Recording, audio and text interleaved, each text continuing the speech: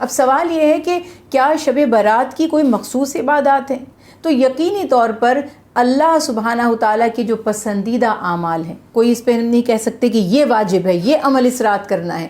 اللہ تعالیٰ کے پسندیدہ اعمال کون سے ہیں؟ افضل الذکر لا الہ الا اللہ و افضل الدعاء الاستغفار، کہ جو بہترین ذکر ہے اللہ تعالیٰ کو پسند ہے وہ لا الہ الا اللہ کہنا، اور جو بہترین دعا ہے وہ استغفار ہے۔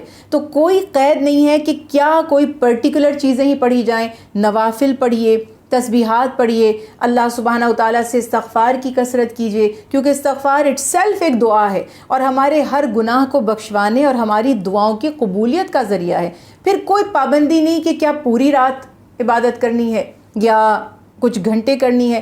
یہ دیکھیے نفلی عبادت میں، جس کو ہم کہتے ہیں نا والنٹیئرلی جو ہم عبادت کرتے ہیں، جو ہم پر فرض نہیں ہے، اس میں آپ جتنا عمل کریں گے اتنا اجر پالیں گے۔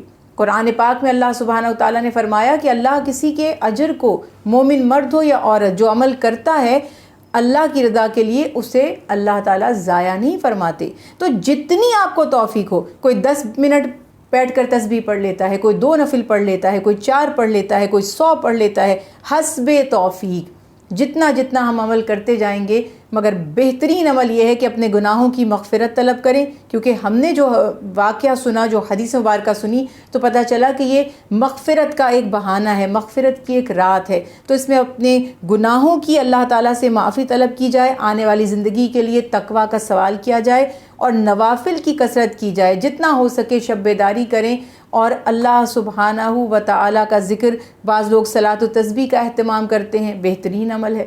بہت روایات اس سلسلے میں بھی ہمیں ملتی ہیں، متواتر حضرت ابن عباس رضی اللہ تعالیٰ عنہ اور دیگر اصحاب سے ہمیں صلاۃ و تسبیح کی بھی فضیلت پتہ چلتی ہے۔ آپ نوافل ادا کر لیں۔ اگین وہی کہوں گی کہ کوئی پرٹیکولر مخصوص عبادت نہیں ہے، کیونکہ یہ فرض نہیں ہے۔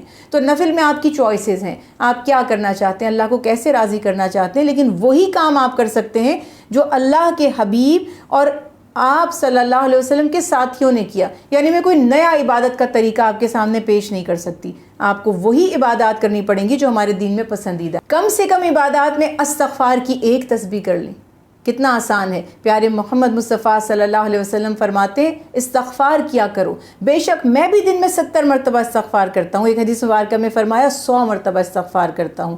تو کم سے کم تو یہ کر لیجئے کہ ایک تسبیح استغفار کی پڑھ لیں، اور زیادہ سے زیادہ جتنی توفیق ہو اللہ تعالیٰ سے دعائیں کریں، کلمہ طیبہ کا ورد کریں جو بہت آسان بھی ہے، اور اسماء حسنی، اللہ کے ہر نام میں شفا ہے اور ہر نام میں کوئی نہ کوئی ہمارے لیے فیض چھپا ہوا ہے، ان کا ورد کر لیں۔ توفیق ہو تو ہر اسم کی ایک ایک تسبیح پڑھ لیجئے۔ وہ ایک تسبیح جب ہم بات کرتے ہیں تو وہ 33 دانوں کی بھی ہو سکتی ہے، وہ 100 دانے کی بھی ہو سکتی ہے، آپ کے پاس ہو سکتا ہے، میرے پاس ایک تسبیح ہے جو 1000 دانوں کی ہے۔ تو یہ تو آپ کے اوپر ہے، کوئی پھر وہی بات کہوں گی فکس نہیں ہے۔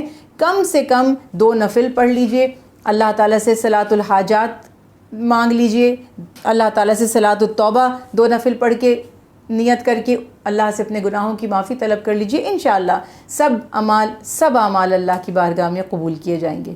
عبادات کا وقت کوئی مخصوص نہیں ہے۔ ہاں، جب آپ رات کی بات کرتے ہیں تو یاد رکھیے کہ اسلامی کیلنڈر کے حساب سے سن سیٹ جب ہو جاتا ہے، جب مغرب ہو جاتی ہے تو تاریخ شروع ہو جاتی ہے۔ جس طرح 14 شعبان تھا، اب جب مغرب کی اذان ہوئی، یعنی مغرب کا یا کہہ لیجئے کہ وقت ہوا، تو اب یہ 15ویں کی رات شروع ہو گئی، یعنی سمجھیے کہ 15 شعبان ہو گئی۔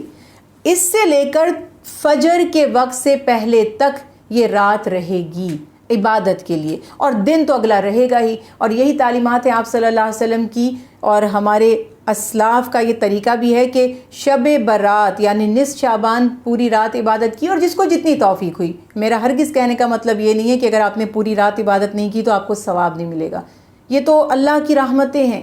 جیسے یہ ہے کہ کوئی تقسیم کر رہا ہے کچھ، اور آپ کا پسندیدہ کچھ تقسیم کر رہا ہے، تو وہ دیتا جا رہا ہے اور آپ لیتے جا رہے ہیں۔ Now it's up to you, آپ کتنا لینا چاہتے ہیں۔ آپ ایک مٹھی لینا چاہتے ہیں، 2 مٹھیاں لینا چاہتے ہیں، اور آپ دیکھتے ہیں کہ میں اگر یہاں کھڑا رہوں گا تو مجھے ملتا ہی رہے گا. تو جس کی جتنی کیپیسٹی ہے، جس کا جتنا اسٹیمنا ہے، جس کا جتنا ظرف ہے، جس کی جتنی لگن اور خواہش ہے، یا یوں کہوں جس کا جتنا لالچ ہے، وہ اتنا لیتا چلا جائے گا. تو کوئی پابندی نہیں ہے. ہاں وقت اس کا مغرب کے بعد شروع ہو جائے گا، اور یہ رات تو آپ کو پتہ ہے کہ فجر کے ساتھ ختم ہو جاتی ہے، رات رخصت ہو جاتی ہے، دن طلوع ہو جاتا ہے. پھر اس کے دن کا روزہ رکھنا انشاءاللہ اجر کا باعث بنے گا.